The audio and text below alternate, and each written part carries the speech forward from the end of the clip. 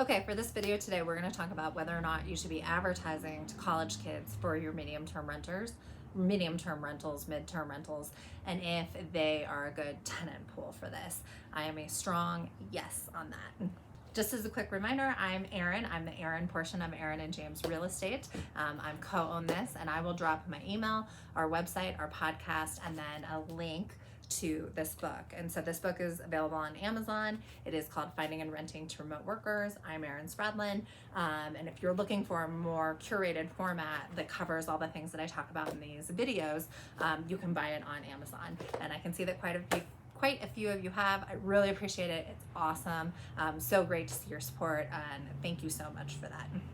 Okay, so first things first, I really think people should be thinking about college kids in the medium-term space. They are an obvious tenant pool. You know, we normally think about traveling nurses, remote workers, corporate rentals, people that are maybe considering a divorce, but they're not ready to pull or to make that commitment yet to divorce their spouse.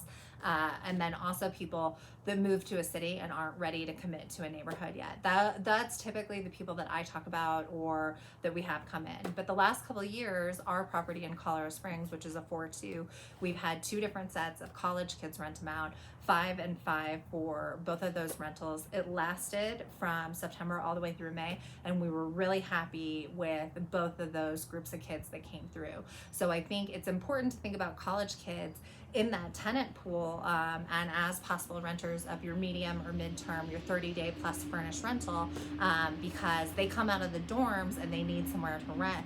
They need somewhere to rent, and they probably don't have furniture themselves. They were great tenants for us. We had no issue with them. But if you're worried about it, you can put a really high deposit on them for damages, and you can also have their parents or somebody responsible co-sign for them, which is what we've done. All of our rentals that we had the college kids, we had them sign, but we also had a parent attached to them. There was one kid that had sort of a bad relationship with their parents. They didn't want their parents to co-sign. We were fine with that as long as the other tenants were, and they were fine with it, so we ended up moving forward with them.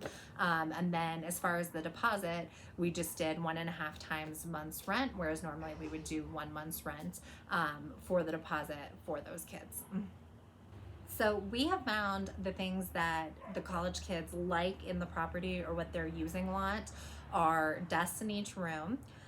Each room has an individual bed, so they're not really sharing with anyone else. If they want to, they can, or if it's a romantic thing, sometimes we were seeing college kids do that, but I think once you get out of the dorms, you don't necessarily want that. So we only outfitted 1 queen size bed per room. We put a desk in each room, and we put a second screen in each room. So those were things that we found people really cared about, college kids particularly cared about. And then we also ended up putting a long table in the living room where there was like a bench around it and some chairs. And the benefit to that was that they could go to their rooms and have their private desk, have their study session when they needed to really concentrate. But otherwise, it kind of created a community atmosphere. And we noticed when we would stop by that they were absolutely using that long desk and studying all together in that space. So that's nice too.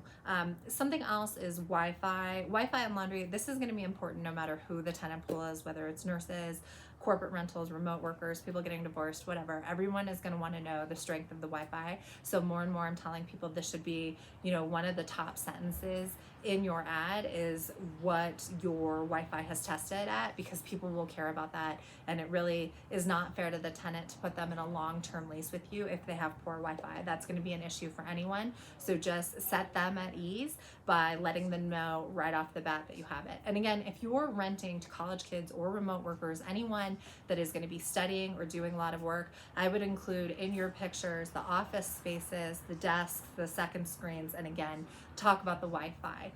So those were things that we noticed the kids cared about, or I should say the tenants. I should stop saying the kids. I think of them as kids because I'm 40 and they're 20. Laundry is another thing. So laundry is important to college kids, but it's important to everyone. So if you have it on site, definitely advertise that and definitely make sure that they're aware that it's there. You do not have to pay, obviously, for the laundry detergent or anything else, but just saying that the laundry is there is great. So the lease, I think that you can alleviate a lot of headaches by writing the lease correctly. And I have mentioned in a different video that you can reach out to me. My email is in the bottom. I'll also say it here. It's Erin and Erin and James Real Estate. But if you want a lease, I'm happy to share it with you. But the lease, some important factors when you're renting to multiple parties and whatnot is to first set the expectation about who is responsible for repairs. This will save you a ton of headaches. But also with college kids or multiple different parties, it's important to talk about when someone becomes a tenant. So on the first point, as far as maintenance and repairs, we allow our tenants to book, if they have a year-long lease or a 6+ month lease, they are allowed to pull a maintenance person, whether that's sewer, plumbing, whatever, handyman, 3 times during that lease, as long as it's $250 or less. They have to pay the first 10% and then they just send off the bill to us. If it's more than that, or they do it more than 3 times, then they have to consult with us. But the benefit to that is that then we're not playing telephone with them, trying to schedule like what time works for the contractor, what time works for the tenants. They are responsible for doing that. That also saves you the headache or the nightmare of the midnight call with the flooding and stuff. They are equipped to take care of it. I mean, it does and it doesn't, right? If you have a major issue, you're still going to want to be pulled in, or the cost is going to pull you in. But that way you're not dealing with it all the time, because it is a hassle trying to figure out the contractor or the professional schedule and the tenant schedule.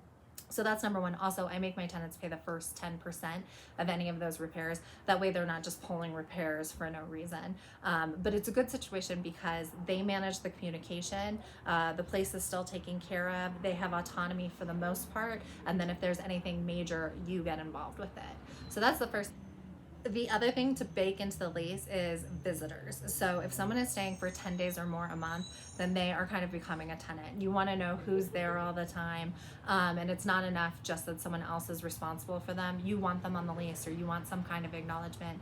Setting this standard up front too will alleviate a lot of headaches in the household, because there will be resentment from the other tenants and the other roommates around who is coming and who is staying and not paying rent. So if you put in that 10 days or more, or whatever you feel comfortable with, that will help that situation, and it will help preserve the community of the house and maybe re-rentals, and so you're avoiding turnover at that point. Okay, so let's talk about what you would get paid. So again, you put a high deposit and you have their parents co-sign.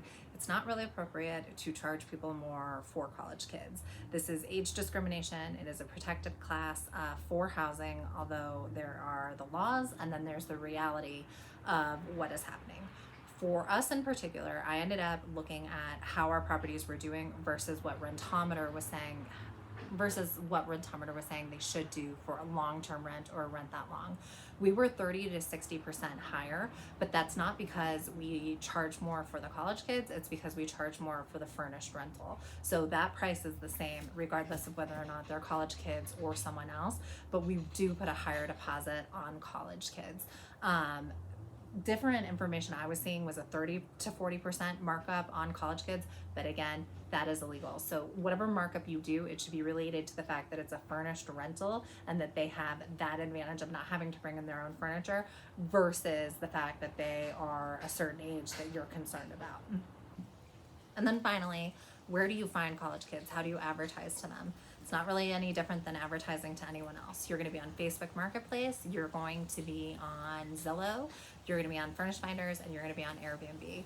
A point about Airbnb that I have made in the past is that even though Furnished Finders showed up in the medium-term, midterm space first, the 30+ day furnished rental space first, Furnished Finders was there. I fully anticipate that Airbnb will take it over and dominate. And the reason for that is because we saw that with VRBO.